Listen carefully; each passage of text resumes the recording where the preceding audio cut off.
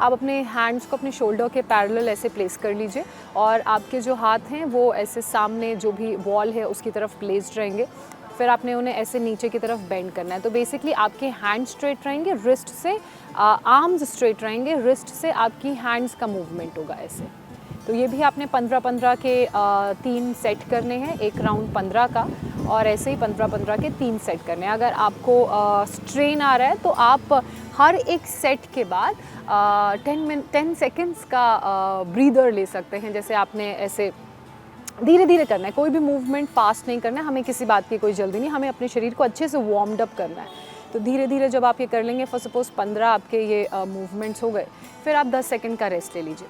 फिर उसके बाद आप दूसरा सेट स्टार्ट कीजिए, 15 के मूवमेंट कीजिए और उसके बाद फिर 10 सेकंड का रेस्ट ले लीजिए। और जब एक एक्सरसाइज से आप दूसरे एक्सरसाइज में स्विच करते हैं तो आप 15 से 17 सेकंड का ब्रेक ले सकते हैं। कोशिश करिए कि ब्रेक बहुत ज़्यादा लंबा ना हो, क्योंकि वो जो मसल पे काम जब शुरू हो जाता है ना प्रोसेस, तो आप एकदम से अपने हाथों को नीचे कर लेते हैं तो वो कूल डाउन हो जाता है। तो जो आपने हीट एक्सरसाइज या वार्म अप से अपनी बॉडी में क्रिएट की होती है वो धीरे धीरे ठंडी होने लगती है। तो इसलिए कहते हैं कि बहुत बड़े बहुत लंबे ब्रेक्स एक्सरसाइजेस के बीच में नहीं होने चाहिए। और खैर ये तो हम वार्म अप करें। इसके बाद आप अगला जो मूवमेंट करेंगे वो ये रहेगा। पहले आपके हाथ ऐसे डाउनवर्ड्स प्लेस थे, अब आपके हाथ ऐसे अपवर्ड प्लेस रहेंगे, यानी कि आपके जो पाम्स हैं वो फेसिंग स्काई रहेंगे या फेसिंग वॉल रहेंगे या फेसिंग सीलिंग रहेंगे। उसके बाद आपने एल्बोज से अपने हाथ को बेंड करना है और अपनी फिंगर्स से अपने शोल्डर्स को टैप करना है, टच करना है ऐसे। ये भी आप 15-15 के 3 सेट कर सकते हैं। धीरे धीरे आराम से आपका मूवमेंट रहेगा।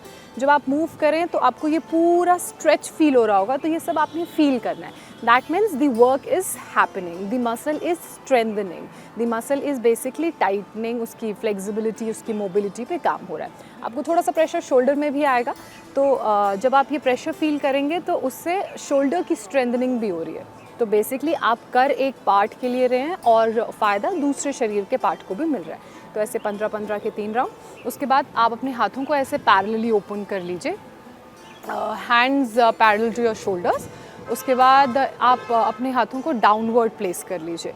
डाउनवर्ड प्लेस करने के बाद क्लॉकवाइज आपके 10 टाइम्स मूवमेंट रहेंगे। एंटी क्लॉकवाइज आपको ऐसे सर्कल बनाने, छोटे छोटे सर्कल्स बनाने, 10 टाइम्स मूवमेंट रहेंगे। ये जो एक्सरसाइज है, ये जो वार्म अप है, ये आपके शोल्डर्स को वार्म करता है, वार्म अप करने के लिए हेल्प करता है, टोन करता है। इसके अलावा जिन लोगों को यहाँ पे आर्म्स पे एक्सेस फैट होता है और लूज़ बिल्कुल फैट होता है, तो ये आर्म्स को भी टोन करता है और वो एक्सेस जो लूज़ फैट होता है उसको दूर करने में भी मदद करता है। तो आपने बहुत जल्दी नहीं करना है, कोशिश करिए कि मूवमेंट स्लो सटल हो। ऐसे ऐसे हमारी ट्रेन नहीं छूट रही, हमें आराम से अपना वर्कआउट करना है। 1 घंटा पूरा अपने शरीर को देना है। जितना स्लो मूवमेंट होगा उतना ज़्यादा जो मैकेनिज़्म अंदर काम करता है वो मसल्स को टोन करने में, मसल्स को स्ट्रेंथन करने में और वो फ्लेक्सिबिलिटी, मोबिलिटी प्रोवाइड करने में काम करता है। जितना ज़्यादा आप रश करेंगे, जितना ज़्यादा आप तेज़ करने की कोशिश करेंगे तो इंजरी के चांसेस भी उतने बढ़ते हैं। धीरे धीरे मूवमेंट करेंगे तो आपकी बॉडी धीरे धीरे मोबिलाइज होनी शुरू होगी, वार्म्ड अप होनी शुरू होगी। ऐसे ऐसे आप 10 round clockwise, 10 round anti clockwise, 10 round anti clockwise, 10 round clockwise, ऐसे आपने करने हैं। इसके बाद जो अगली एक्सरसाइज आप करेंगे उसके लिए अपने पाम्स को अगेन फेस कर लीजिए टुवर्ड्स स्काई, टुवर्ड्स सीलिंग और टुवर्ड्स दी वॉल।